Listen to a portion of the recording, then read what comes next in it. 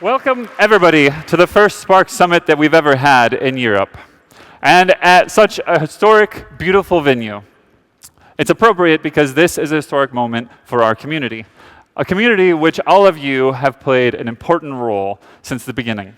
And I'll leave it to Matej, who will give our first keynote in a minute, to say a little bit more, but that really is the case, that the European part of the Spark community has been fundamental since the community began, when the project began. So it's exciting to be here with all of you. Before we get going, I'd like to take a second. I was just speaking with some of the folks in the audience here to think about why we came out to the Spark Summit in the first place. In fact, I'd actually like for you to think about it for a second and just help me out. Why did you come to the Spark Summit today? Spark is amazing. I totally agree with that. Who else? Meet some fellow developers. And there's a lot more than developers here today, too. So some of the themes, I've asked this question a lot now, and some of the themes that I hear pretty regularly are exactly community, technology, and business. Let's spend a second talking about each one of those. On the technology side, it's pretty obvious. I don't need to say very much. Spark sits at the center of the big data movement, and the big data movement sits at the intersection of some of the most exciting trends in technology in the last 10 years. Like the falling price of memory, the rise of commodity and cluster computing. These trends and Spark and other big data technologies allow us as technologists to take science fiction and turn it into reality. We really are tackling some problems that have been intractable for all of time. And that's super exciting on the technology side. It's really the nucleus of the Spark community and, moreover, of open source more generally. So let's move on to the community for a second. In fact, to talk about this part, let's spend a moment looking to your left and looking to your right, and please introduce yourself to your neighbor.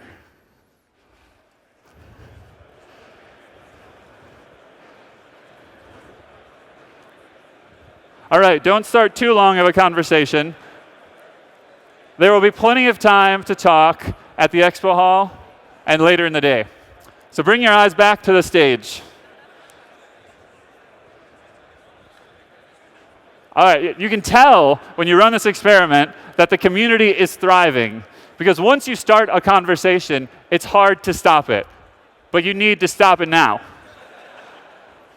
Great.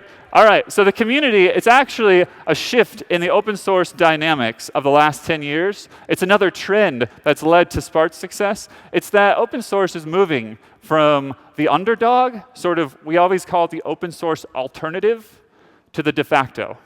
And that's because open source, the way that we're running it with the Apache Foundation and with Spark as basically the flagship of the Apache Foundation, the most active project, at least, in the Apache Foundation, is shifting the way that we write open source. It's more about the community, and less than it's not just about the technology. And why does that matter? Well, because all of that connection that you just felt with your neighbor and how easy it is to get to know them, that brings a lot more eyes and attention, the marketing, and the energy that it takes to move from sort of the runner-up to the de facto. And it's evident. If you just ask a CIO to list what's the first streaming processing framework you can think of for big data, what's the first cluster scheduler you can think of, 10 years ago, it would have been something proprietary. Today, it's probably open source. Open source, because of the community component, has moved to the de facto. That's really exciting, and as a Spark community, we're right at the front edge of that movement. And finally, let's talk about business. We're here because we want to take this open source, cutting-edge technology and deliver value with it to our customers, to our users, to our organizations. That value is all about getting traction in the enterprise. 2015 is the year that Spark hit the enterprise in a very real way. Now, you're going to see evidence of this if you just take a stroll through the vendor hall, or if you pay careful attention to the talks, you'll see this is a theme throughout both days of our event. And I'm not going to spoil one of Matej's punchlines, but we ran a survey around Spark, and Microsoft Windows is becoming much more popular with Spark users. Now, I'm not here to profess my love for Microsoft Windows, but this is a surefire trend, a surefire sign that Spark is getting traction in the enterprise. So whether you're here because you want to learn about the cutting edge in the technology side of Spark, to meet all those connections and participate in the community, or to bring value to your customers by learning about what's happening at the edge for Spark on use case-wise, you've come to the right spot because we've picked the perfect lineup for all of you talks-wise. We're going to have keynotes in the mornings, the first part of both mornings, including this morning, and then we're going to break out into sessions in the afternoon. There's been a little bit of rearrangements to the keynote calendar. The Cloudera talk that was scheduled for today will be shifted to tomorrow, and so we'll have 4 keynotes this morning. Let's shift gears then and prepare to hear from our first keynote speaker. Our first keynote speaker is the creator of Spark, Matej Zaharia. And Matej and I have been friends for a long time. We've met in grad school 8 years ago, and I have to say that I've gotten to know him very well. And when you walk around the summit, you're going to hear Matej's name coming up. You'll hear people talking about him. There's a mobile app for the conference, actually, where you can connect to people. And I noticed yesterday that some of the statistics from that are that people are searching for Matej more than any other person at the summit. Now, it's not too surprising. He's the closest thing I've ever known to a truly nerdy rock star. So he's also one of, or maybe the smartest person I've ever met. It's really neat that on that community side, Matej has great instincts, and he's always helped foster the community directly. He gives the first keynote at every summit so far, and it's my privilege to introduce him for the community talk today, which is all about how Spark usage is changing in 2015. Welcome with me to the stage, Matej Zaharia.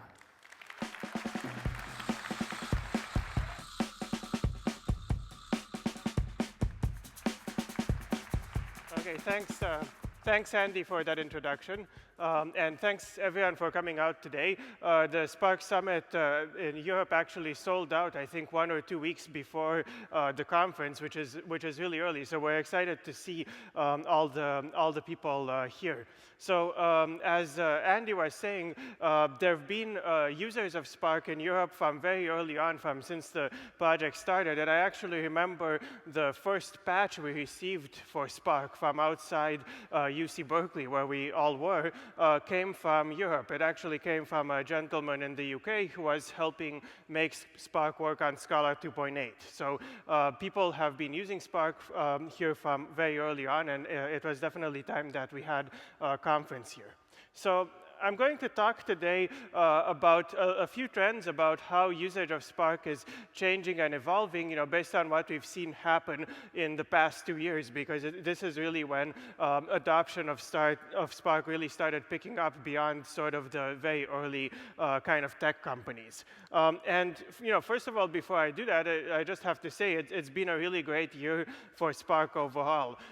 In 2015, Spark has continued to be the most active open source project in big data, which we're all super excited about. And it's gotten a ton of new features and improvements. One of the biggest ones is that we added support for a whole new programming language, which is R, which is opening up Spark to more and more types of developers and users. And finally, we've seen widespread industry support and adoption. I'm not going to talk that much about it myself, but you'll see, through all the talks that we have here, many of the different types of companies that are using Spark. And just to show some statistics about it, I just picked out a few measures of the community side. So first of all is the summit conferences. Last year, we held a summit in San Francisco. We just had this one conference, and we were really excited to have over 1,000 people. This year, we had 3 conferences overall here in San Francisco and New York, and in total, we've had almost 4,000 people. And because of the number of people we've seen come out with these, we're excited to continue having 3 conferences next year as well.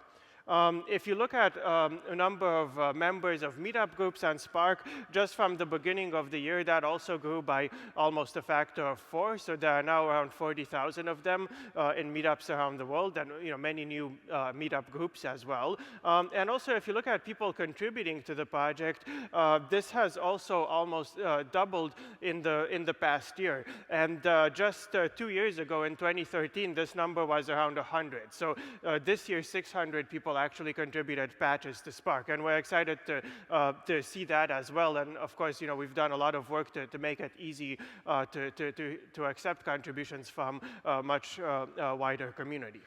So just to zoom in on one of those points, I'm just going to look at the meetup members. So these were the meetup groups at the beginning of the year, and these are the meetup groups at the end of the year. So you can see lots of new meetups, and actually quite a few of them in Europe as well, which is one of the reasons we wanted to have a conference right here.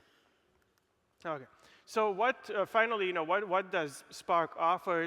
Like, why are people excited about it? Why are people actually using it? Basically, the way we look at it is Spark provides sort of three things that make it powerful, and that are the reason you see, all these different applications. So first of all, it's a general engine with libraries for many common data analysis tasks. So most things that you want to do with big data, you can find libraries for them on Spark, or you can implement it on top of Spark. And this shows up in the built-in libraries, streaming, SQL, machine learning, and graph processing. And you can just combine them together on top of this system. The second thing that makes it powerful is access to very diverse data sources. So Spark isn't tied to a particular storage engine, and over time people have connected it to many of them. So some common ones are Hadoop, Cassandra, cloud storage systems like Amazon and OpenStack, and also traditional sort of SQL databases, and all of them can be connected to Spark. And finally, all of these are easy to use together through a simple unified API. So you just have to learn one thing to kind of figure out how to use all of them.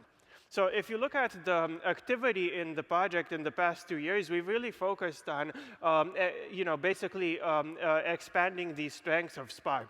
So actually, most of the activity in the past 2 years has been in these libraries. All of those libraries, except for streaming, are actually new in the past 2 years, and we've spent a lot of effort developing these libraries to give people really good algorithms out of the box in Spark. And the data source, the support for more data sources is becoming more formalized now through the addition of this data source API in 2015.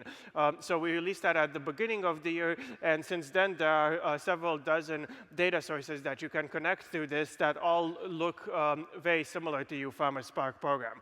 So we're continuing to expand the engine in both of these areas.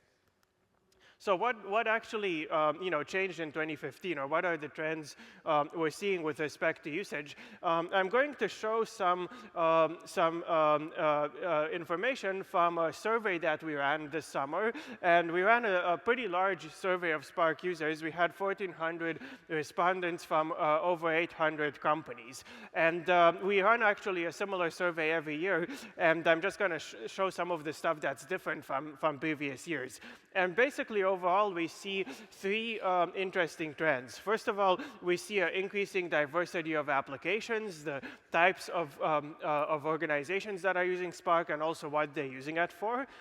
We see more runtime environments, more of these data sources that I talked about earlier. And finally, we also see more types of users. And we've been working pretty hard through things like the R interface and improving Python and so on to make Spark accessible to more, more types of users with more kind of backgrounds. So I'm just going to dive into the first one. So if we look at, what kind of organizations are using Spark, Spark actually started out mainly being used in tech companies, web applications, mobile, and so on. But today, it's actually a very diverse map of organizations that are using it. So we still have the biggest, box in there. The orange one is the web and mobile one, the software one, which makes a lot of sense. But we also see actually kind of a comparable sort of total for other types of industries. So things like banking, finance, computer hardware, education, healthcare, and so on. And we see actually, use kind of in pretty much most sectors of the enterprise space. So we're really excited to see this, to see people actually applying it to these different kinds of use cases. And you're going to see talks at this conference from several of these companies in different areas. So I think there are at least 3 financial companies. There's a talk from a telecom. There's talks from 2 companies in education as well, and many others. And basically, you'll get to see how it's being used. And in terms of the actual applications, here are the top actual use cases that we saw. Business intelligence and data warehousing are the first 2, and it makes sense because nearly everyone who collects data just wants to compute some basic reports about it, which is the business intelligence part, and actually load it all into the same place and manage it together, which is data warehousing. And then we see more advanced applications like recommendation engines, log processing, user-facing services, fraud detection, and so on. And basically, these are also spread out across the different industries. So people are doing a little bit of each of them. And the final thing I want to show about applications is which components of Spark are being used. So the thing we're excited about here is all these new libraries built on top for these different types of processing are actually used quite heavily, even 1 or 2 years after they've come out. So Spark SQL and data frames really came out basically middle of 2014, beginning of 2015, but they're already used by over 60% of the users in this survey. And streaming and advanced analytics, which are some of the more advanced things, also come up in close to 60% of the use cases. We're excited to see that people are actually grabbing these new things and using them in applications. And another exciting part is that most organizations use more than one of Spark's components. So they use 2 of the libraries together or something like that, which is exactly one of the things that we wanted to enable by giving you all the libraries in the same kind of platform. Okay, so that's kind of it for some of the trends in applications. So next thing I want to talk about is diverse runtime environments. And this is one of the things that we tried to enable in Spark from the beginning, and that also set it apart a little bit from the kind of big data processing platforms that existed before. So we're excited to see this increasingly being a factor in how Spark is being used. So often, a lot of people ask, what is kind of technically different between Spark and Hadoop, for example? There's like details of the technology, but one of the things I say, which is maybe less obvious at first, is also the separation in Spark of the compute from the storage. So in the Hadoop stack, which was there before, you had a single platform that combined computation and storage. And obviously, this is very powerful if you just want to manage a bunch of clusters together and get them to do things. But it basically meant you had to use both of the pieces of the stack. You had to use the HDFS storage, and then you could do computations on it. In Spark, we wanted to just build a computing engine. We didn't really want to do something in storage. So we designed one that can plug into many different storage layers. And we still use the same efficient interfaces that MapReduce uses to connect to HDFS. So we can get things like data locality and things like that. So we still get the same performance when talking to that storage. But we've opened up the storage plugin to talk to different ones as well. And so you also see a lot of NoSQL databases, things like Cassandra, and even things like SQL databases that you can connect to Spark. So this is one of the things that was just enabled by the nature of the project. And we're excited to see this come up in use of it as well. And as one example of that, I'm just going to show some of the data sources that people use with Spark. We asked, for different data sources, which people use them, and do they use it a little, do they use it a lot? And basically, in 2014, Hadoop was by far, the most widely used data source, and it still is widely used now. We had about 60% using it a lot, 30% at least a little bit, only 10% were not using it at all.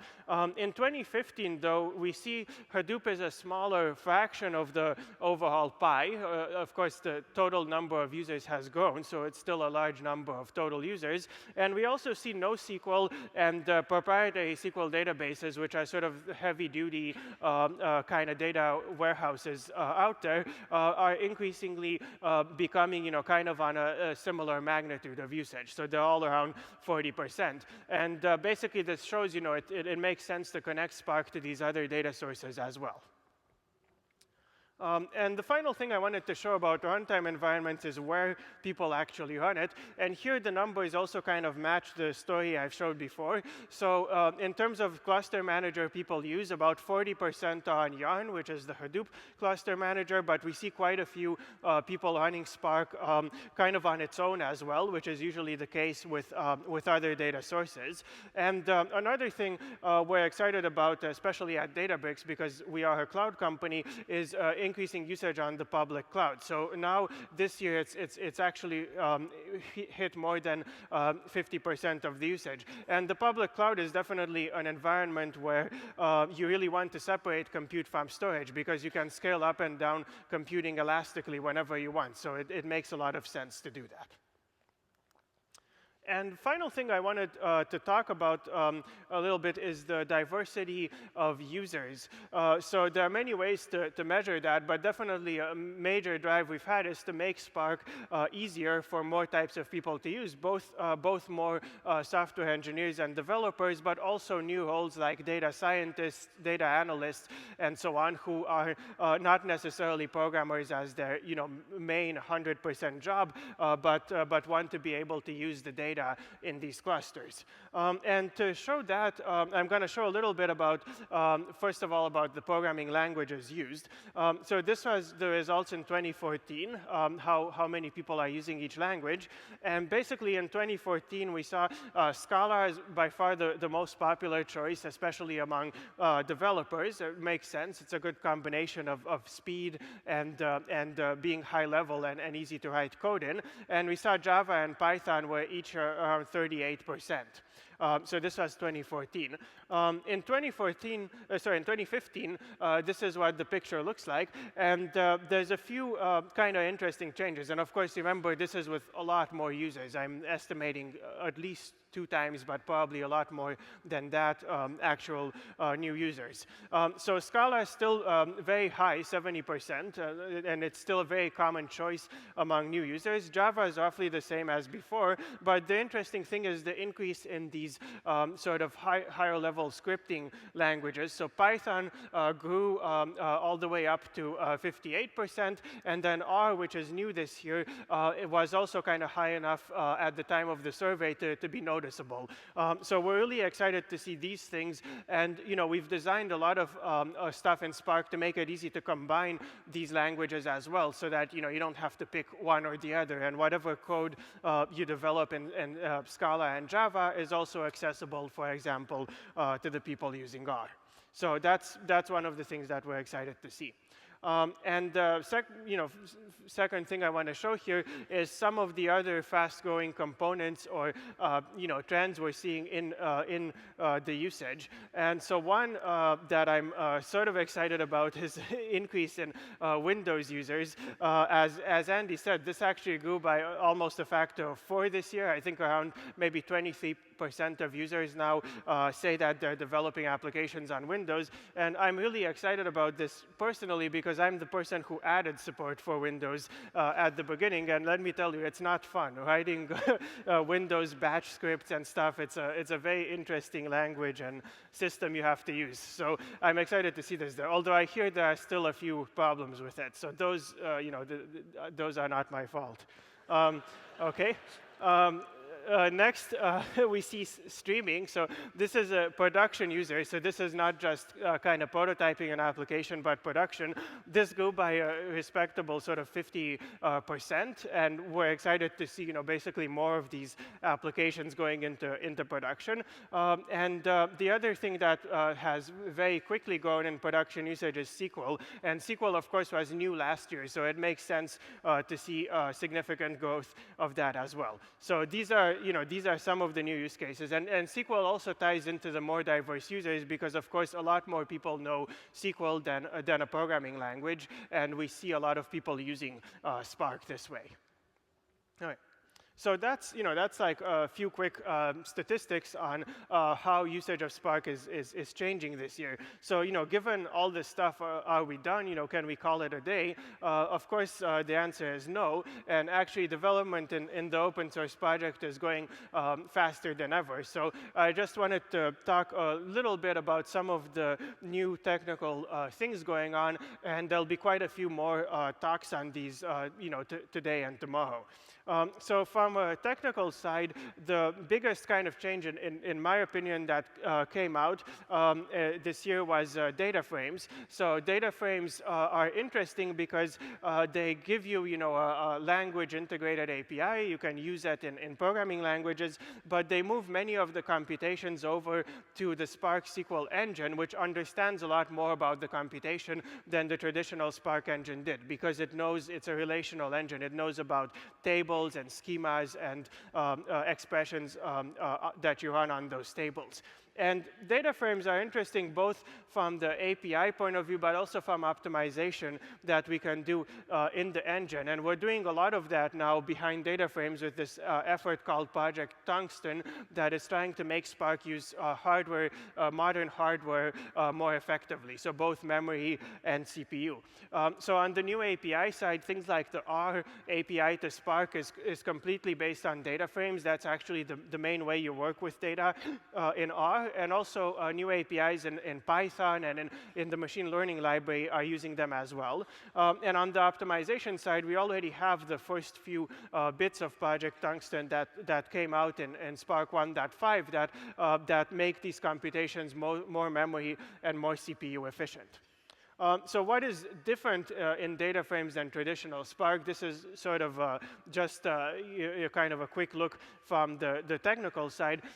So basically, in the traditional Spark API, you had user code and you just wrote kind of arbitrary functions in Java or Python or the other languages, and you hand them on these RDDs or distributed data sets, and then they just executed on top of opaque Java objects. So it was nice because it's very general, but it also meant the engine doesn't really know much about the code you're running on and the data. And it's really hard to make something that's efficient for arbitrary Java objects or that understands all the Java functions out of there. So it kind of limited what we can do. In data frames, this changes a little bit because a lot of the API is based on expressions, so it's a more limited type of functions that you're running on there, where we can look inside the expression and see exactly what you're doing. And then data frames come with an optimizer, the SQL optimizer we have called Catalyst, that can move those expressions around and push them up and down the tree and get a more efficient execution plan, which is something we couldn't do before. And the final thing that data frames enable is we know the schema of the data, and we can do schema-aware storage, like, for example, in the in-memory cache, and we can also push queries down into data sources. So a key part of this data source API that I talked about is the ability to push queries into each storage system and do part of the query in there to make it more efficient than just slurping all the data out at once. So these are some of the things that data frames enable that will make programs faster and also more powerful.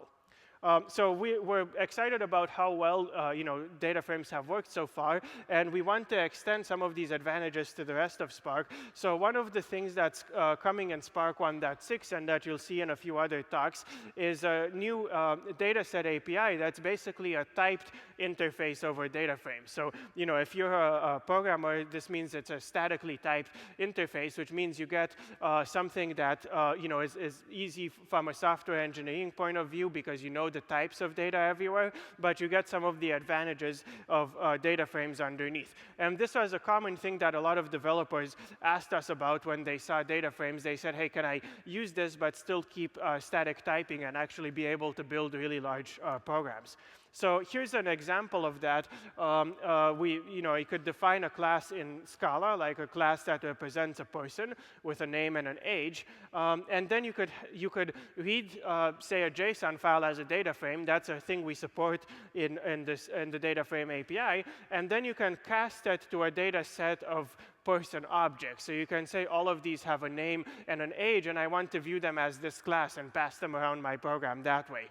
And then once you have that, you can start running kind of functional operations on this that view each element as a person object, so filter out by name. Or you can also run the data frame operations we have, where you just give expressions, so group by name or average of age. So you can actually mix these two things. There'll be the data frame talk today by Michael Armbrust will cover a little bit of what's happening. This is going to come out in basically a month or two in Spark 1.6. And so other things that are in the works, we also would like to integrate data frames with the graph library and streaming, again, to be able to combine these benefits of the relational kind of engine and the nice language integrated APIs. And we have some ideas on how to do that. You can see some of them in the online issue tracker. We have a lot more work happening in Tungsten, so faster in-memory cache, support for storage on SSDs, and better code generation are some of the things that are currently in the works. And we'd also like to extend this concept of pluggable data sources to streaming, so you can write a streaming program that doesn't care too much about where data is being read from and where it's being written to, and it looks the same regardless of what you're using. You'll see Reynolds talk tomorrow morning for more details on some of these things. He's going to give more technical talk on what's happening next in Spark. So we're really excited to continue evolving Spark and to meet these two kind of goals I mentioned earlier of working with many different data sources, giving you a common way to access those, and letting you do many different types of computations efficiently. So that's it. I wanted to say danke, I guess, in the local way of saying it, and enjoy the rest of the Spark Summit.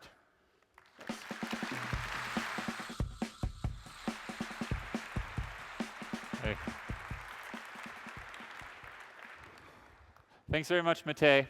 For those of you in the back, I see like maybe 30 or 40 people standing. There's quite a bit of room available, so please make your way up while I'm introducing our next speaker, and find a seat and sit down with the rest of the folks. You missed the moment where we all introduced ourselves to each other, so take a second when you sit down to just quietly introduce yourself to your neighbor. It'll make it easier to sneak by. Great. While people are finding their seats, I'll just take a moment to introduce our next speaker. Jan Stojka is the CEO of Databricks right now, but that's not the only role that he's played in the history of the project Spark. In fact, he was Matej and my own and many other of the key leaders in the Spark community's advisor at Berkeley, where we created Spark. And as a leader in that community, he's been a mentor to all of us, and one of the sources of many of the ideas and actually some of the various other pieces and implementation components of the community. And it's really, in the large part, because of Jan that we're here today. So it's really neat that he also has an opportunity to share with us what's coming next in terms more on the enterprise side in his talk, which is titled Revolutionizing Big Data in the Enterprise with Spark. Welcome with me to the stage, Jan.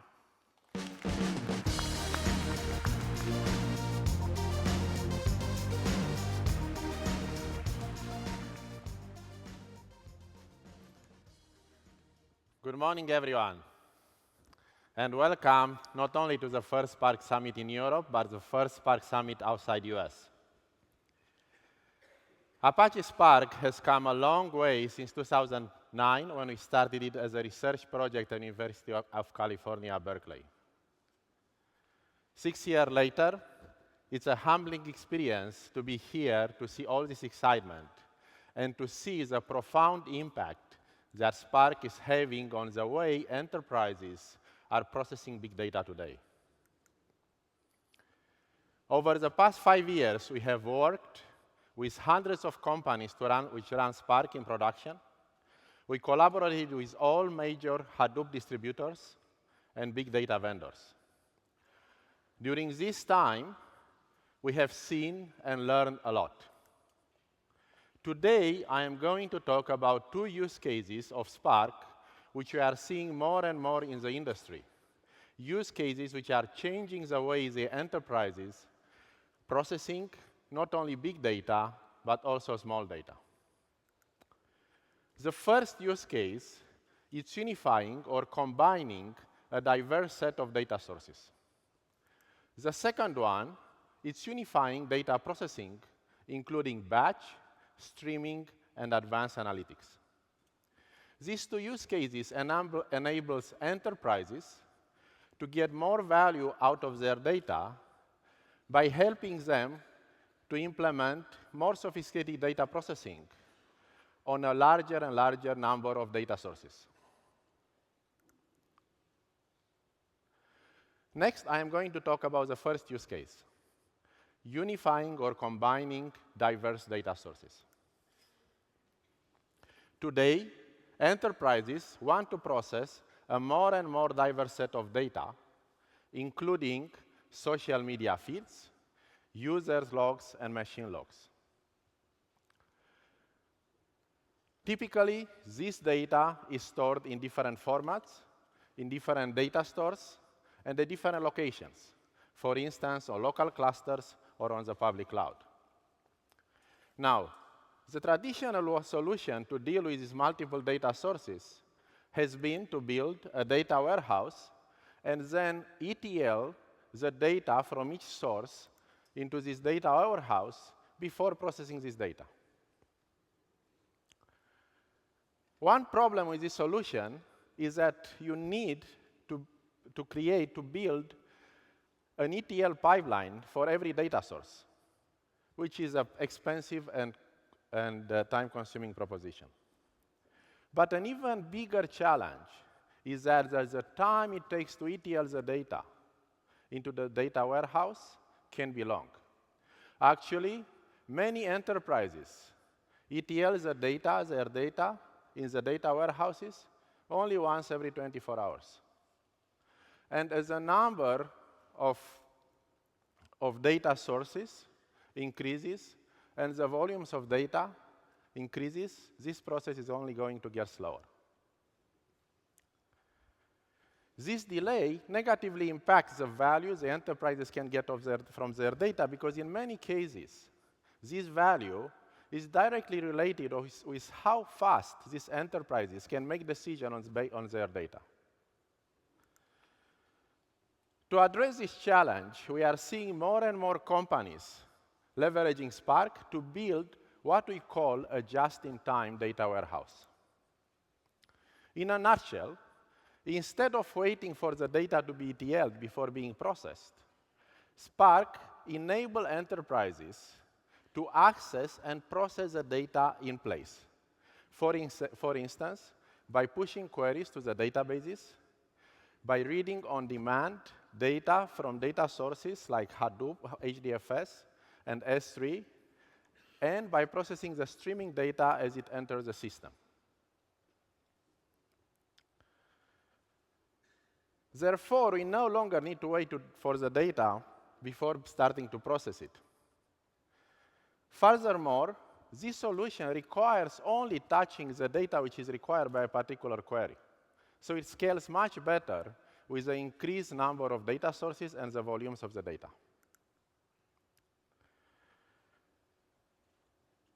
In addition to that, Spark caches data and takes advantage of data locality to significantly increase the speed of data processing. Thus, by eliminating the ETL stage, just-in-time data warehouses enables enterprises to process the data within minutes or even seconds, since it is being produced. This leads to much faster decisions, which can dramatically increase the business value for enterprises.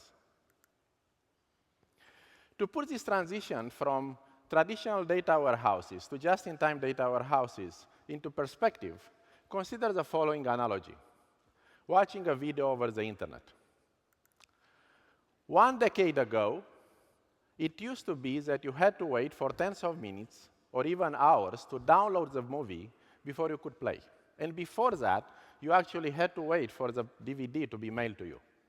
And if you don't like the movie, you have to start this process all over again. Fast forward, and today, the majority of video over the internet is streamed. What this means is that when you click on the play button, you need to wait only for a few seconds for the first segments of the video to be cached, and then you start playing while in the background, the rest of the video is streaming. No need to wait. Similarly to the early days of the internet video distribution, with traditional data warehouses, you need to wait for the data to be ETL'd before you can query it. And similarly to the way video is streamed today, with a just-in-time data warehouse, you can query and process data immediately. No need to wait. More and more of our customers leverage Spark and Databricks to build these just-in-time warehouses. Consider a top 3 media company, one of Databricks customers. This company has 4 data sources: a traditional data warehouse to store customer transactions and customer profiles, S3 to store click streams and historical logs, Elasticsearch to store user reviews and comments, and Kafka to stream online events. This company has used Spark to build a just-in-time data warehouse on Databricks, which integrates all of these 4 data sources and provides real-time analytics. This is a use case which was not possible before with the existing solutions. Now, handling a large number of data sources is only half of the equation to turn data into value. The other half is processing this data. Today, enterprises have a variety of processing requirements, from batch to streaming and advanced analytics. Spark is a perfect platform for this, as its versatile execution engine and the ever-growing set of libraries provide support for everything, for batch, streaming, interactive query processing, machine learning, and graph processing. We are seeing more and more companies taking advantage of this unification to build their entire data platform on top of Spark. In fact, as Matej has mentioned earlier, 70% of Spark users leverage 2 or more libraries. Now, to illustrate the value of this unification, allow me to give another analogy: the evolution of mobile devices. This evolution has 3 distinct stages. The first stage is characterized by the apparition of the first cell phones, which provided a capability which was not available before: make a call from anywhere. The second stage saw an explosion of specialized devices which targets different use cases. You have a cell phone to make calls, you have a PDA to take notes, you have an MP3 player to listen to music, you have a GPS device for directions, and so forth. And as you know, the last stage has seen the emergence of the iPhone, the first smartphone, which unifies the functionality of all these devices. This makes a smartphone much easier to use and manage, because you need to deal with only one device, you need to learn only one API, you need to learn only one UI. But what truly makes this smartphone special is that it enables applications, new applications, which are very hard or not possible before. Examples, if you remember, the first message application which came with the iPhone, which allows you to retrieve and listen to the messages out of order, casual mobile playing games, and better mapping application. Like if you know is Waze, it's a crowdsourcing mapping application. And actually, in this particular last case, it was very hard to do it before. It's impossible. Because you have different devices. One to send the SMS messages, and the other is GPS devices. Put these two together. Good luck with that. Now, we do believe that we see a similar evolution in the big data space. Hadoop provided for the first time a new capability, and that was the ability to process huge amount of data cheaply on commodity clusters. However, soon people needed more than batch processing, and they started building a variety of cluster computing frameworks for different workloads. You have Storm for streaming, you have Impala and Apache Drill for interactive query processing, you have Mahout for machine learning, and so forth. Now, we believe that the next logical step are systems like Spark, which unify the functionalities of many of the systems which were developed before. And like the smartphone, we believe that this unification will enable new applications which are hard or impossible to do before. Just to give two examples here, consider interactive queries on the streaming data and online machine learning to build applications like instant fraud detection. It's very hard to build these applications with the specialized systems. Why? Because every functionality, streaming, interactive query processing, and machine learning are built and provided by different systems. And then you need to move the data between these systems. This is expensive and takes time, and makes some of these applications I'm talking about infeasible. Finally, consider another Databricks customer, a large online service company. This company leverages Spark and Databricks to unify both data sources and data processing. In particular, this company leverages Spark's interactive query processing and machine learning capabilities to integrate data from 3 data sources: S3, Redshift, and HBase. And is doing so to provide data analytics for a product management team and advanced predictive analytics to deliver new services. An example of such new service is customized inventories. And now, the highlight of the keynote, the demo. So the next demo will illustrate both the unification of data sources and the unification of data processing. The demo will be delivered by Hussein Falaki, who is a data scientist and software engineer at Databricks. Please join me to welcome Hussein.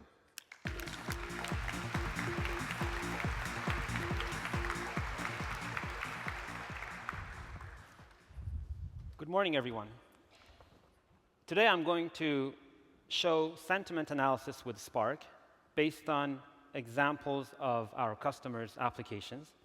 And I'm going to demo how you can use Apache Spark to unify different sources of data as well as different workloads in a single application. In my demo, I'm going to ingest data from 3 different data sources. I will read data from HDFS, which is a distributed storage system, and Redshift, which is a data warehouse service offered by Amazon. I will ETL data from these 2 sources using Spark SQL and construct a training data set, which I will then pass to Spark's machine learning library to build a classifier.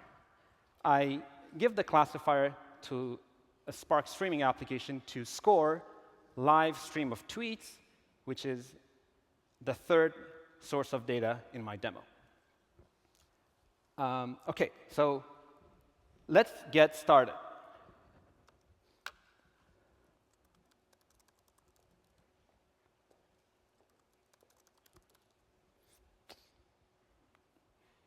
So I open the Databricks workspace, and this is where we run all our Spark applications. I have asked our data engineering team to dump tweets for the past few days, and they have been doing so and storing them on an HDFS cluster in JSON. So as a first step, I am going to read and explore the data. So for that, I'm creating a notebook, and I choose R to explore my data, primarily because it is the latest addition to Spark and Databricks notebooks. But you can do this exploratory analysis in Scala and Python as well. So let me zoom in a little bit to make sure everyone in the back can see my code. Excuse me. So as the first step, I'm going to read the data from HDFS.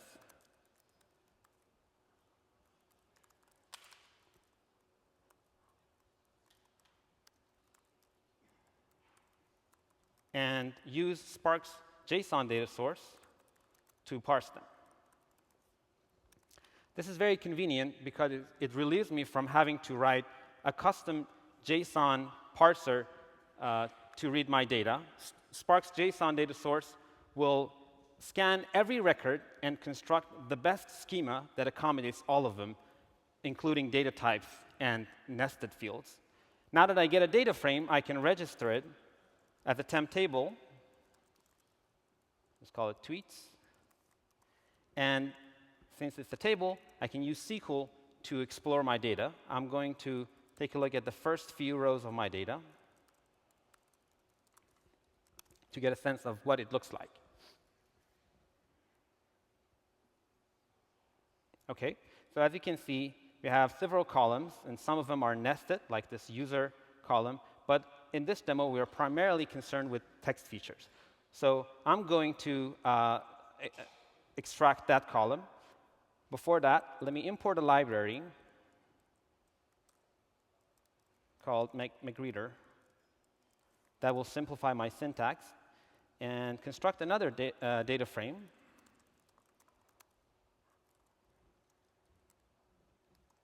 using this pipe operator that is enabled by the library that basically consists of the lowercase text field.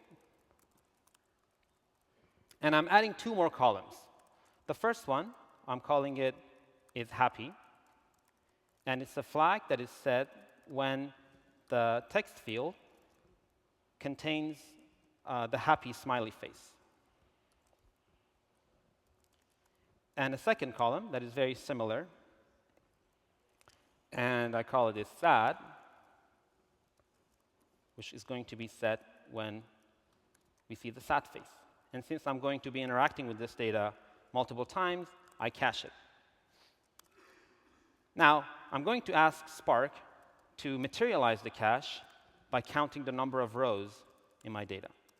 So now Spark will fetch the data from HDFS and construct the two new columns that I just created and keep it in the memory of the workers in my cluster, and also return the number of rows. As you can see, we have about 70 million tweets. But I would like to know how many of them have either of those two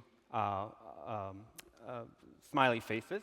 So I perform a simple aggregation and count to get the numbers. And when I display it,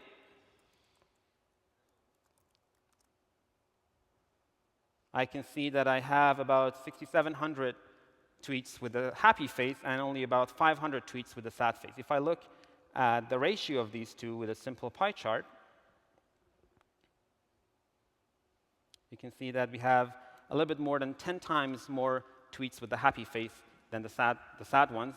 So this is interesting, but it is important for us because if you want to use these tweets to construct a training data set, we need to make sure that we balance the number of positive and negative examples. That's why I'm going to filter the happy tweets and sample them by 10%, and get all of the sad tweets with no sampling. Now I can merge these two data frames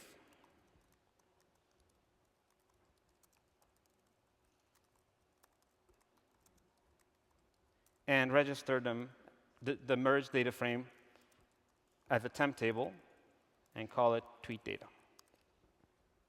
OK. Now, I'm going to repeat this process for the second data set that I have access to hopefully get more examples. So I will clone this notebook. The second data set are product reviews stored in Amazon Redshift.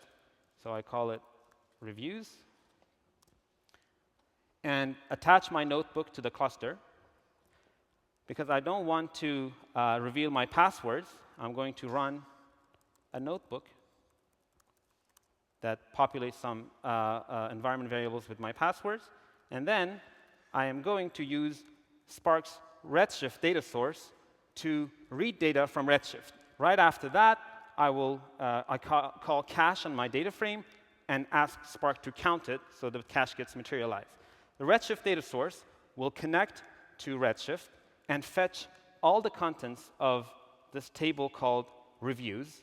And since I've asked Spark to cache it, it will be stored in the memory of all the workers. So subsequent actions against that data set will be much, much faster, and there will be no need to access Redshift again. And this is fairly common when accessing external data sources. So you can see we have about 2.5 million product reviews. So I'm going to get a peek at the data to see what it looks like. And as you can see, we have an ID, the review text, timestamps, and ratings. Again, we are only interested in text features here. So I changed my old query to get the review column, and then run the rest of my notebook and get the ratio. So here we see that there are 17% of reviews with the sad smiley face in them. And this could be because when people are paying with money for something, they're more likely to use the sad face in their review. So this means we got to change our sampling ratio to balance the data set. So I do that. And register this as a new table called review data. OK, now that we have training samples from both data sources, I can start building my classifier. So now I'll create a new notebook. Call it sentiment analysis. And this time, I choose Scala, primarily because the machine learning team at Databricks has already written a notebook in Scala for sentiment analysis, and I would like to reuse their work. So I connect my notebook to GitHub.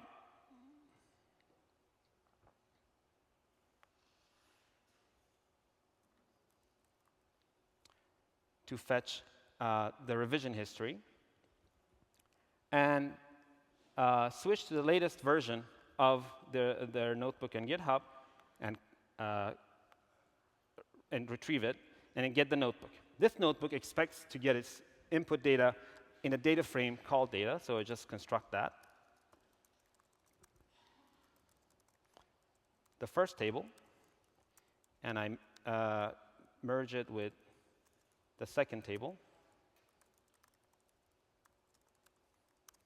and run it. So we get a new data frame. Now I can run all the commands in this notebook, and while it's running, explain what it does. The notebook is pretty simple.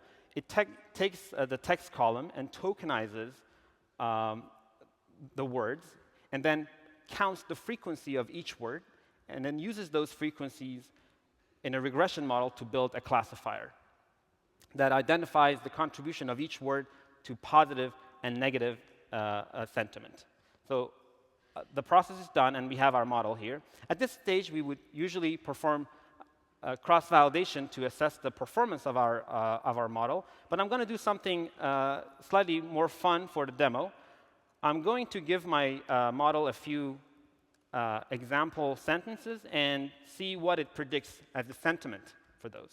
The first obvious sentence I would like to test is, I hate that, and I expect it to have negative sentiment. So let's see if our model can get that right. So that's right. If I change that to the opposite, something like I like it, I expect it to be positive.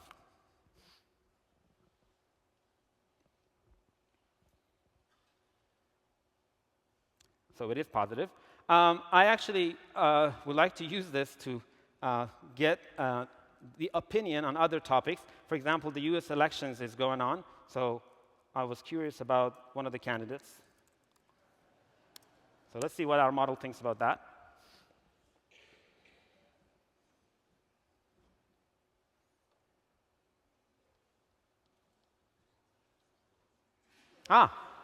And naturally, I wanted to try this one.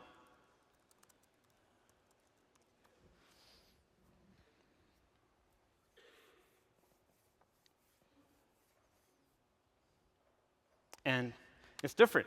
So our model seems to have its opinion about, about elections. But let's get to what we wanted to use our model for, which was scoring live stream of tweets and identify social media sentiment about our brand, for example. So I'm going to run another notebook that defines a function which will start my Spark streaming application. When I call that function, I pass it the model that I just built and a keyword that will be used against Twitter's API to fetch all the tweets that match a given hashtag. So for this demo, I'm going to use the word coffee. And this will start the streaming application, which gets the tweets and applies the models on all of them, and then stores the resulting scores in a table, which is called scored tweets. So now I can query this table in SQL.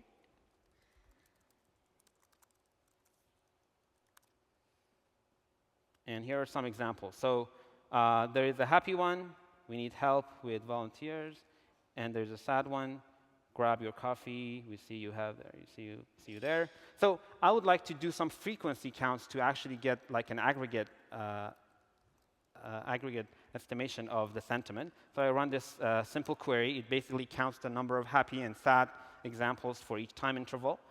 And I convert it to a graph and configure it to show different lines for positive and negative sentiments. OK, so this is the summary. But because I want to share it with everyone else at my company, I'm going to create a dashboard and call it sentiment dashboard. So our graph is now available in the dashboard. And because I want it to refresh itself automatically, I configure the dashboard to refresh every 3 seconds. So this will become a live dashboard. And here we are. We have a live dashboard of tweets that mention the keyword coffee, and we can see whether at any time the sentiment about it is positive or negative. And that shows how we could ingest data from different data sources, use them in multiple components of Spark, and then build an application which gives us the answer to the questions we were looking for. Thank you.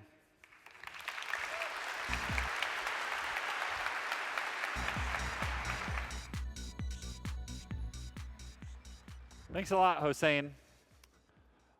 That was very interesting. I was personally happy to see that there are about 10 times as many happy tweets as there are sad tweets if you just count by smileys and frowns. I think it's a good symbol of the optimism of humanity or something like that. I also thought that the just-in-time data warehouse was really cool. Next up, we have 2 more keynotes before we end this session.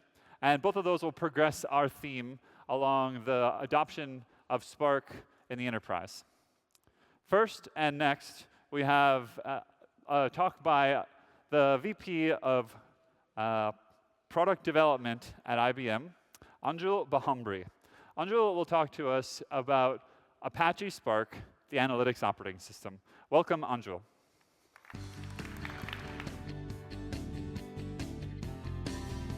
Thank you, Andy. Good morning. It's a great pleasure to be here and be amongst the community to celebrate Apache Spark. So, what started, I believe, 6 years ago, which was a kernel at the time, Matei Zaharia's PhD thesis at UC Berkeley. We are all excited that now it is the most active top-level Apache project. And IBM has a storied history of betting on technology that is game-changing and has stood the test of time. And we believe Spark to be that technology. Really never before have such a rich set of capabilities all come together in one platform. Spark is really the single toolbox for analytics. So we at IBM believe that Spark is the analytics operating system. Now, why do we think that? So, if you have structured data, you can use Spark SQL. If you have unstructured data, you can drop to Spark Core. If you're getting data from one of those fire hoses, you can use Spark Streaming. You want to build models. You want to learn from networks of data, use MLlib, use GraphX. And what is really magical is that all of these components interoperate seamlessly. Like in the past, to leverage these kinds of capabilities, enterprises would have needed maybe half a dozen products, each with its own nuances. And now you can accomplish all of this in just one single platform. And what we think are the key capabilities of Spark that make this possible. One is the expressiveness, and second is the speed. Spark has really expanded the range of big data problems that can now be addressed. And it has given us a very enhanced solution vocabulary. It has really taken distributed computing to a whole new different level. If you can visualize the value locked in your data, Spark can help you find it. And it does that with speed. So through smart use of compute, disk, and memory, it has handily sped up even the traditional big data technologies or capabilities like MapReduce by 2 to 3 times. And it doesn't stop there. It has made the developers much more productive, that they can now develop applications in a fraction of time and with less lines of code. So this is, truly phenomenal. And at IBM, we are enhancing Spark, so we are part of the community. We are doing work all the way from hardening the documentation, to fixing bugs, to contributing features in Spark SQL, in Spark R, and as well as contributing significant IP like SystemML, which is a machine learning algorithm optimizer to the machine learning community, and integrating it with MLlib.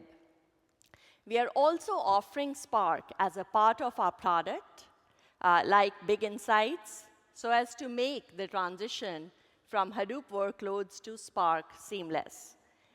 We also offer it. We just announced a service, Spark as a service on the cloud that was just made generally available yesterday on the IBM Bluemix cloud.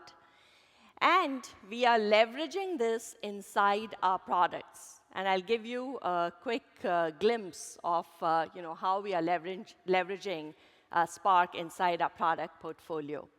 So we already, in a very short amount of time, have about 15 products in the market that are using Spark. And we are working on at least a dozen more.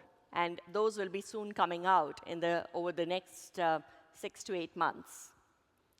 So we have leveraged Spark all the way from our infrastructure, traditional products, to new offerings. So in the case of ETL and data shaping, for example, we were able to re-platform our ETL product to use Spark in about 1 year. And the product that used to have 40 million lines of code has now been re-implemented, and by leveraging Spark, it is down to 4 million lines of code, which is why I was making the point around developer productivity in terms of how we were able to develop a product with such rich capabilities in about 1 year, and in from 40 million to 4 million lines of code is something extremely substantial. Similarly, in the case of SPSS, which has our predictive analytics capabilities, by using the push down to Spark and by leveraging MLlib and system ML, we are able to speed up. We have seen this, that the predictive model building and scoring, so the execution, has sped up from 3 to 6 times over hundreds of terabytes of data. Which is, again, very, very, we are very excited about that. Now, our Watson Analytics platform leverages these new ETL capabilities, as well as the large-scale predictive analytics capabilities, and is now able to leapfrog to interactive and guided visual analytics. We are also building new analytics-infused applications like price optimization, like predictive customer intelligence. So this is just a small glimpse of what's happening in our portfolio. And I'll share a couple of examples as to how IBM customers are using Spark. So like Matej had pointed out, that banking and finance industry is where we are seeing a lot of uptake. So one of the examples that I was going to share here is from the finance industry, and it is one of our banking customers. So, and this doesn't apply to just this bank, but that's the use case that I'll share. So they have dozens of systems that are producing millions of transactions every day. And these transactions, they flow into a data lake, which is also reaching the size of about petabytes of data. And they have thousands of analysts that want to run reports, and they are all seeking what is called as the single version of the financial truth. But the problem is that each of these reports touches almost the same amount of data, which is petabytes of data. And if these reports were to be run individually, they will never get completed till the bank opens the next day. So to solve this, what we've done is we have created what we call as the scan sharing engine, and we consolidate all the reports and run them together. The data is touched only once, but we can produce hundreds of different outputs. And Spark is helping in many ways. I'll call out the two really important ones. One is obviously the obvious one, which is the horizontal scale-out that Spark provides. And second, once we have processed each of these reports through the scan sharing engine, then we rely on Spark SQL and data frames for things like groupings and aggregation. And this is something that we cannot think of any other technology that would have helped us to touch this petabyte of data only once and produce these hundreds of outputs and be able to do this before the bank opens the next day. Another example that I have is from one of our ISVs in the telecommunications space. Their customers are now interacting with them through multiple channels, right? First, it used to be that they had information about their customers in the systems of record or in their warehouses. But now, these customers interact with them using making calls, voicemails, emails, text, social media. So the number of channels and the number of interactions with the customers are increasing. But they have two problems. One is that they do not have an easy way to get a complete, or what we call as the 360-degree view of the customer quickly. The other issue that sometimes the customers face is that even though they have provided the information, as the channel of interaction changes, they have to provide that same information multiple times in what the customer considers as a single interaction. And that is dissatisfying for the customer. So the solution that we built with them, it integrates all of these touches that the customer has with the business to create a trail, and which the ISV refers to as the customer experience journey. And then they run models on this journey to score the customer satisfaction index per agent and per channel of interaction. And how is Spark helping here? Spark's connector API and Spark streaming is used to help bring all the data together into a single data lake. And Spark SQL and some custom transformers are run over this data to extract some of the text and do the voice processing. And these used to be ETL jobs that used to take about 8 hours per batch. And now they have seen a reduction in this to about anywhere between 2 hours to minutes, depending on, obviously, the complexity of the transformations and the jobs that are running. Now, a sequence algorithm written in MLlib stitches all these interactions together to create what is called as the journey data. And a set of models are run on this journey data to score the customer satisfaction index per agent and per channel.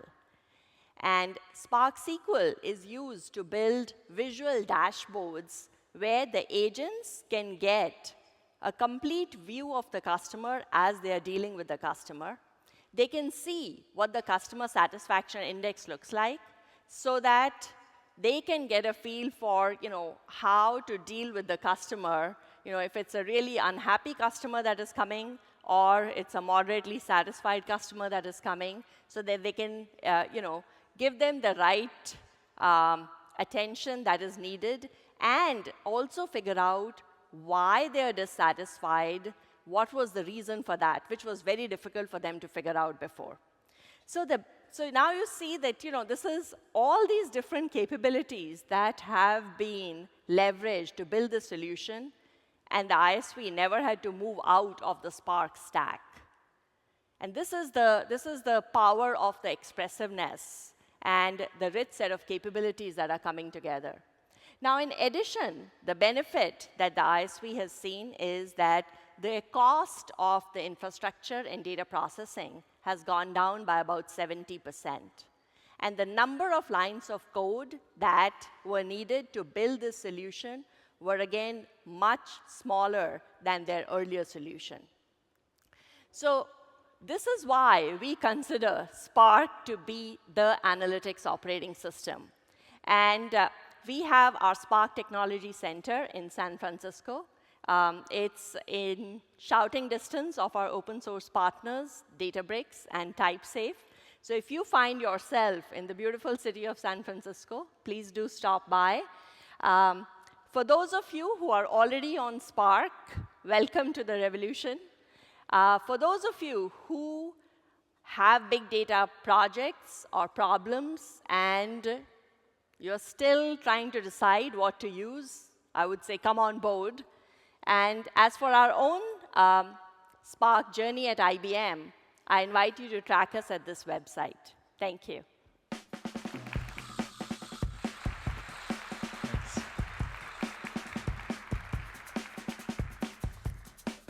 Thanks very much, Anju. So it's very exciting to hear about IBM's contributions to Spark. I suspect that a lot of that increasing number of Windows users is coming from IBM. And hopefully the parallel contributions to keep everything running smoothly in Windows will continue to follow as well. It's also exciting to hear very specific use cases in the enterprise. To progress along that theme, our next speaker is from Goldman Sachs. Vincent Salis is a VP in technology there. And I was chatting with Vincent last night over dinner, and I was excited to hear with a little bit of perspective, actually a lot of perspective that he has with his years there about the trends that they've seen in open source. Sort of aligns with what I was saying earlier, and also more concrete use cases they have in a very specific vertical that's one of the very important ones. So let's hear from Vincent about the way that Spark is having an impact at Goldman Sachs. Welcome with me to the stage, Vincent.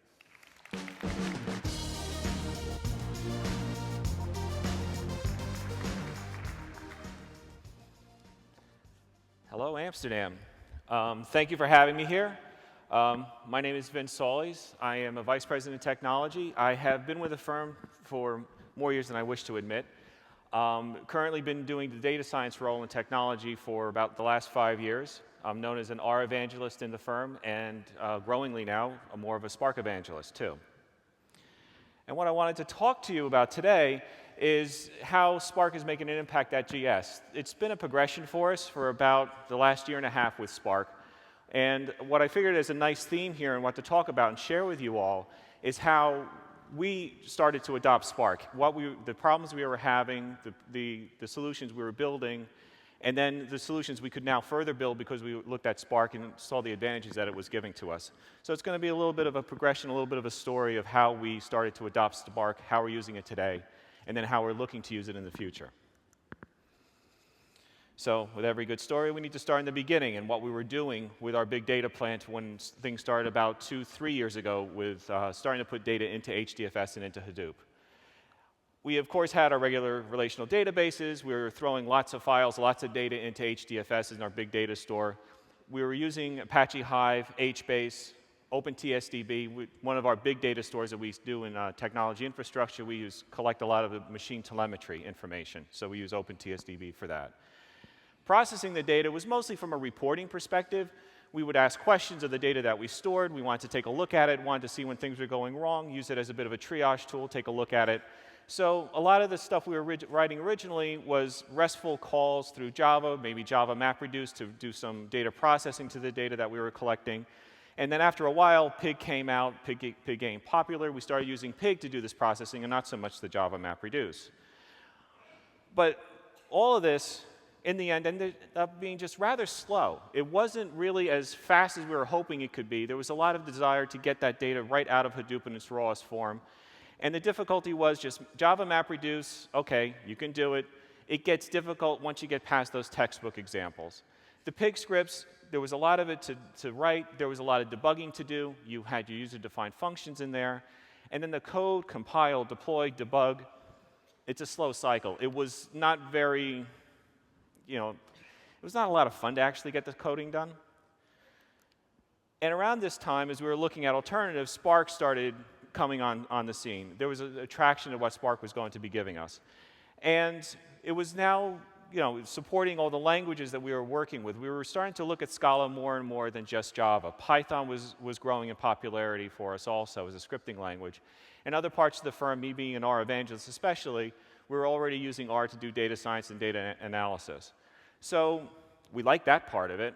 And the next part of it was the speed. Everything that was being built to top it. It was now memory-based. And the idea of not having to persist every intermediate data set as you're moving along your processing was a nice feature that we liked. And of course, we could use SQL. We didn't have to go and write that much code to go and get the data we wanted to do. And the kind of processing we were going to be doing was just always still going to be this extracting and more or less reporting type of capability just across a lot of data.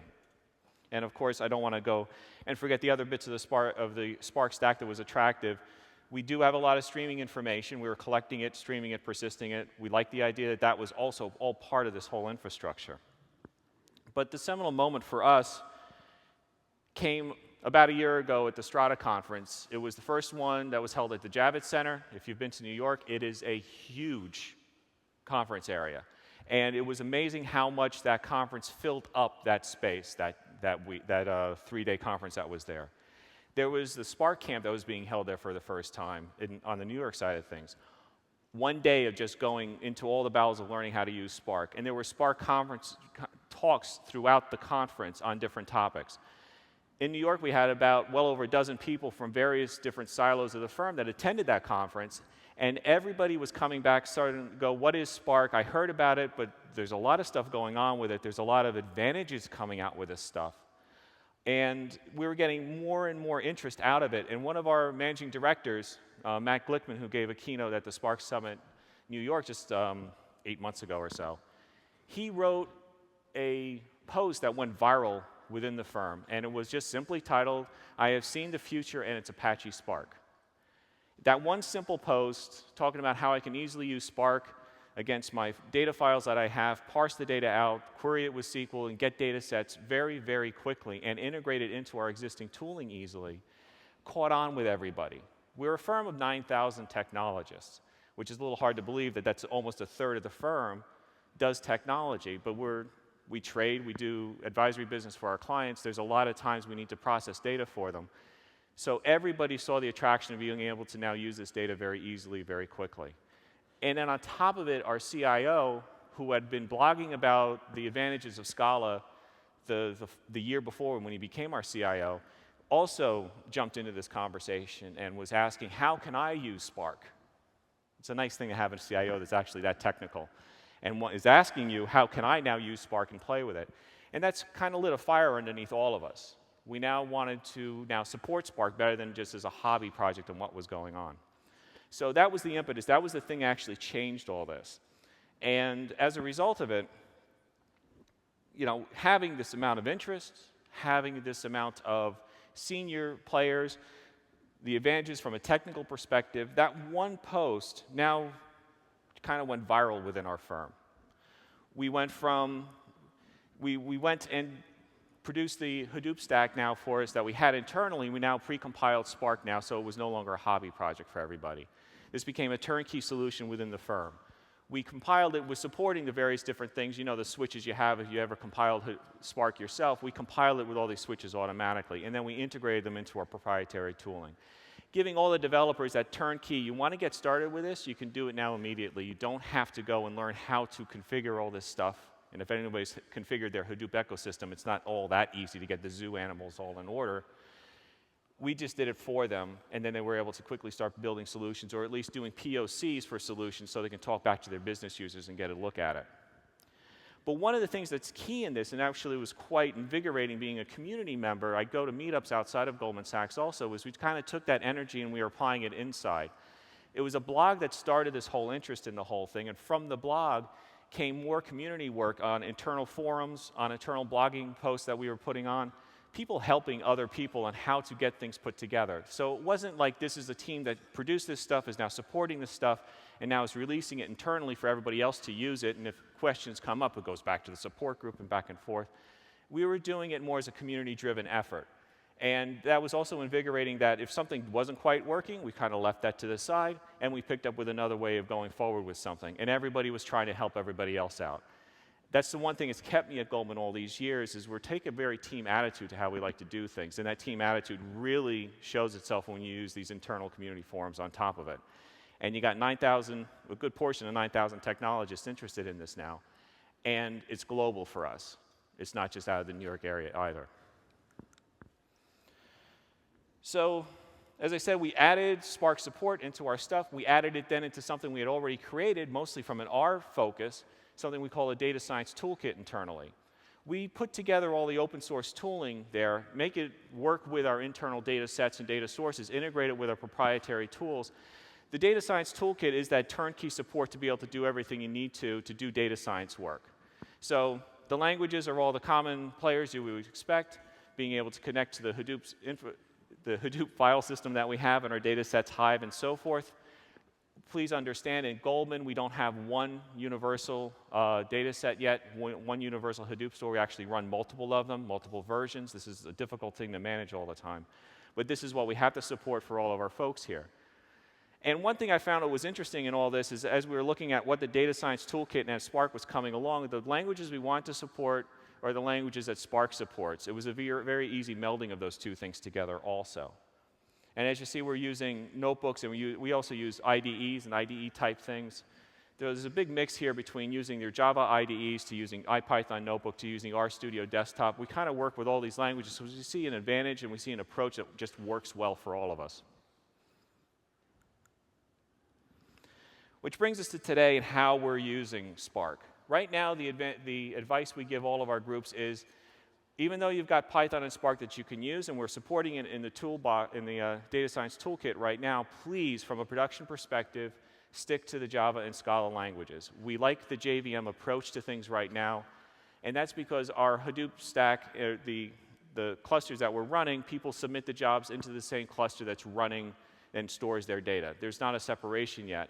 And as a result, these are very one-size-fits-all clusters from what's supported within them. We're not supporting specific versions of Python, specific versions of Python packages, or R packages, and which version of R you're running.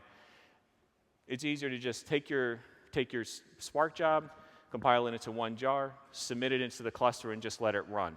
The submitting is not really where all the time is being spent anyway. You're actually spending it on the time that it takes the job to run.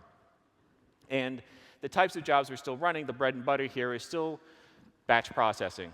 We're taking in streams, but it's the micro-batch approach we take to it. So the whole thing is that it's still processing, refining the data, condensing the data is another way I'd like to look at it. So that's the type of jobs that we're running on this. And we're still getting that fast, simple code.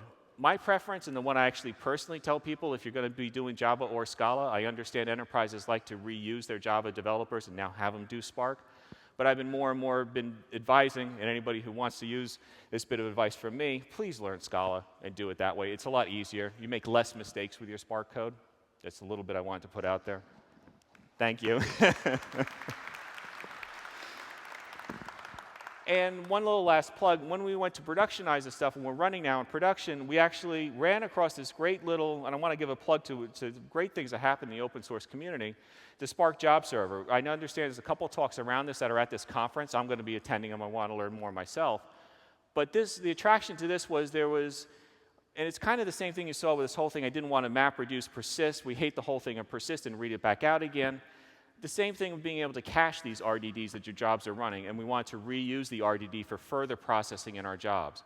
It was a little bit of a pain to persist it back down to just only read it back out again to do some further processing.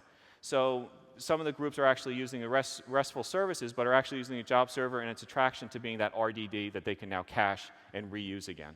And there's extra additions that we've done to it, not just integrating it with our enterprise, but also that we're doing to work better with different databases and to work better with multiple Spark contexts that we're now actually looking to see how we can contribute that back to the open source community. It's not something we want to hold on to. We do want to share it back out with you all, so that's going to be coming soon. Now to the challenges. This wasn't an easy path to get to this point about a year later from the Strata conference of a year ago. And some of those little things, I think we've alluded to it a couple different times in some of the keynotes. One of the gotchas that always bother me when I run into it is a Windows driver Linux executors. Our clusters are running on the Linux clusters. And a lot of times for development purposes, we have a sandbox cluster that everybody can use, and people develop a Spark job in Windows and then submit that into their cluster. And the setup is Windows is the driver and just a couple small executors to debug your code. It doesn't always work. There are little issues around the different operating systems. There have been different various bugs along the way. It's been fixed and then rears its head again. Currently, it's rearing its head in Spark R. We like to, these things have to get fixed. And that's always the challenge in working on something that's moving so quickly as Spark is right now. It's acceptable. Little things get out of sync. And these things, that's one of my little pet peeve gotchas that I always get surprised by. Like I said, we also stick to JVM-based deployments. We are working to integrate R and Python. I got a little bit to talk about that later, but that's still a challenge for us, so we stick to the JVMs. And another thing from an enterprise perspective, I know Spark supports standalone clusters, Mesos, but we do all of our stuff with Yarn. Yarn easily supports the K init, allowing us to talk to our Kerberized resources on the secure HDFS. And that's always, again, especially a challenge at Goldman. We have 2 Kerberos domains. So Windows is one, Linux is another. So the trick to authenticate to one when you're submitting from Windows, always a good FAQ to write, and they'll always point people to it. And one thing that's coming up, and this is where Yarn is actually going to play more a part for us, is there is now becoming, we are looking to separate the compute from the storage. The types of jobs we're looking to run now are no longer of a batch processing, data loading type of a thing. We're looking to actually use these things for more, from running simulations to running compute-intensive stuff. So our Yarn, we're going to be separating these two things. The Yarn is going to be just more for compute and processing, and multiple Yarn clusters will talk to that same resource. And we're also putting everything together into one data lake so we have one source of truth. So on the horizon, we are moving beyond Scala. Like I said, R and Python, we're big fans of these languages. There's different use cases for both of them internally for us. People in one part of our firm are more functional in their approach, want to just get answers out. They tend to use R. People who want to run little snippets of code but aren't necessarily, would never call themselves a computer programmer, are okay with being a Python scripter. We want to support those guys, and those are mostly simulation type runs they do. We are looking to build, and are building it, not looking to build, we're building it right now, a burst out computing capability for our clusters. There is a need sometimes that I need to do something right now, and I need 100 cores to be able to do that computation, run that simulation. We want to be able to support internally the ability to request that burst out compute. We will resource it either with our internal cloud or eventually into a public cloud, kind of take that hybrid approach. But the idea is a Yarn on demand. I want a Yarn cluster of this size for my computing job for the next several days, pointing to this HDFS store. And then we will get that within a couple of minutes, and then you run that compute-intensive job. Also, just culturally, people like the idea they own their compute resources. They don't want to work in a real big shared pool. I don't know if that's the same in your enterprises, but for us, you know, if they're paying for it, they want to have it 100% of access to it, not sharing it with somebody. And then the next two things, we're looking to building a better machine learning platform. There is a desire to do a better development lifecycle integration. It's not just software development lifecycle integration anymore. There's the need to actually know the data I use to train the model and the code and the versions of all that will run at that time. And that goes to the data reproducibility and data provenance. This is a difficult thing in a data lake setting. We want to be able to know not just the source data that we worked with, but what code was run, what version of it was run to produce what refined data, and then where is that data being used in which model and so forth. And keeping that end-to-end data provenance is another difficult thing that we're looking to solve on the near horizon. And that leaves me now with a wish list. I don't know what your wish list is for Spark, but ours is we want to see continued enhancements on the data frame. I know people like working with the RDDs.